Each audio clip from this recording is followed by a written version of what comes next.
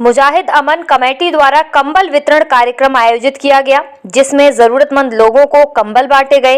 यह कार्यक्रम ठंड के मौसम में गरीब और असहाय लोगों को राहत पहुंचाने के उद्देश्य से आयोजित किया गया था।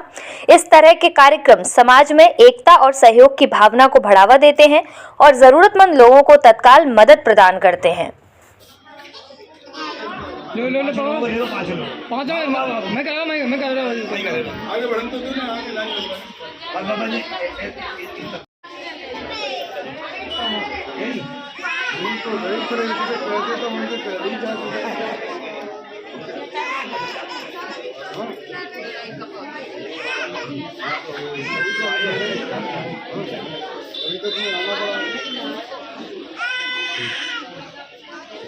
अमन कमेटी के द्वारा ये रजाई वितरण कार्यक्रम किया गया है। किस तरह का कार्यक्रम है, कितने लोगों को रजाई वितरित की गई आपके द्वारा?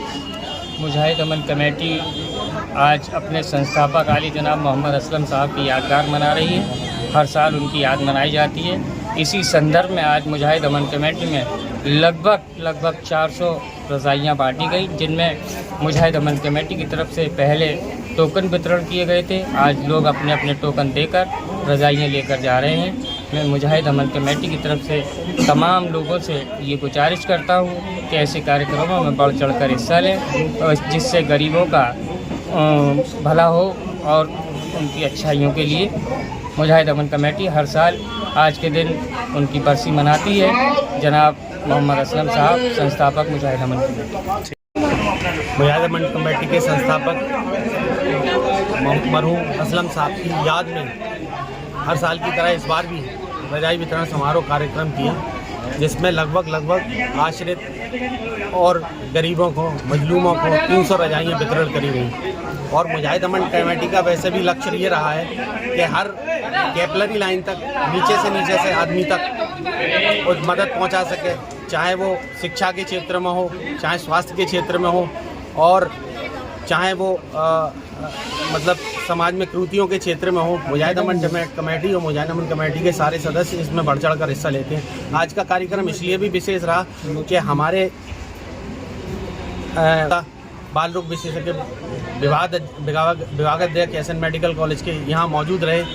चूँकि इनकी मौजूदगी इसलिए भी ज़रूरी थी कि मुस्लिम समाज में शिक्षा उसको लेकर भी बहुत सारी परेशानियां रहती हैं। तो आश्वासित किया है डॉक्टर साहब ने कि किसी भी तरह की कोई भी समस्या अगर स्वास्थ्य को लेके आएगी और मुजाहिद अमन कमेटी के द्वारा कभी भी मुजाहिद अमन कमेटी को उनकी ज़रूरत पड़ेगी तो वो पूरे से सहयोग करेंगे। मैं आप सभी मीडिया बंधुओं का भी धन्यवाद व्यक्त करना चाहता हूँ कि आप लोगों ने भी बड़ा सराहनीय कार्य किया है और आप निरंतर इस तरह के सराहनीय कार्य करते रहेंगे तो मुजाहिद अमन कमेटी को बल मिलेगा और उत्साह मिलेगा। जो कमेटी चलाई जा रही है, एक महापुरुष के जिन्होंने इस कमेटी का बीज डाला था, मरहूम असलम साहब। मरहूम असलम साहब ने एक उनका विचार होगा, जैसे महापुरुषों के विचार होते हैं उसी तरह उनका एक विचार था कि समाज का कैसा भला हो। मैं उनसे मुलाकात नहीं हुई है, लेकिन उनका विचार यही होगा किसी भी तरह से समाज का उत्थान हो, समाज का कैसा भला हो। तो उनके जो अनुयायी हैं उनने जिन लोगों को मार्गदर्शक के रूप में जिनको सलाह दी, उनके बच्चे आज ये कमेटी चला रहे हैं। तो इस कमेटी को जो आज देखा गया, पहले इनके कार्यक्रम रहे हैं, ये सभी सराहना इसलिए मैं कर रहा हूँ कि देखिए आज के युग में किसी को अपनी फुर्सत नहीं है, सब अपने ढंग से मस्त है। इन्होंने विचार आया कि जो हमारे गरीब भाई बंधु माताएँ बहनें ज़मीन पे सो रहे हैं, जिनके पास कुछ नहीं है, ना ओढ़ने की रजाई है, ना बिछाने का, इन्होंने सब कुछ उपलब्ध कराया कई लोगों को। और ये भविष्य में भी, जिस तरह के वक्ता लोग कह रहे थे कि भविष्य में कभी भी सहयोग की ज़रूरत हो हमेशा सहयोग करेंगे, इस तरह की अमन नामी इसका अमन कमेटी। तो ये अमन भाईचारा की आज देश में बहुत ज़रूरत है।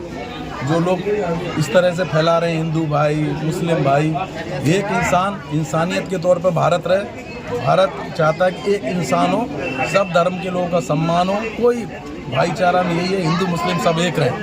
आज भी इस कमेटी ने कोई ये भाईचारा नहीं देखा कि हिंदू को दे रहे हैं, मुसलमान को दे रहे हैं। जो भी गरीब है, जो भी बेसहारा है, मैं तो देख के दंग रह गया। जब खुशी कैसे मिलती है, आपने लाखों करोड़ों दे दें, किसी को खुशी नहीं मिलेगी। एक हमारी बहन थी जिसको दिखाई नहीं दे रहा, जब उसको रजाई दी जा रही थी तो वो इतने उसके चेहरे पे मुस्कान थी जैसे उसको एक घर मिल गया हो। इसी से लगता है कि हमारे बेसहाराओं को सोने के लिए जिनको सुविधाएं नहीं है, इस अमन कमेटी दिया। मैं हमेशा ईश्वर अल्लाह से प्रार्थना कराऊंगा कि इसके सदस्य सभी तन मन धन से स्वस्थ रहें। भगवान अल्लाह इनको खूब पैसा दे, खूब तरक्की कराए। जब इनके पास सब तरह की चीज़ें होंगी तभी ये कमेटी हमारे पूरे जो गरीब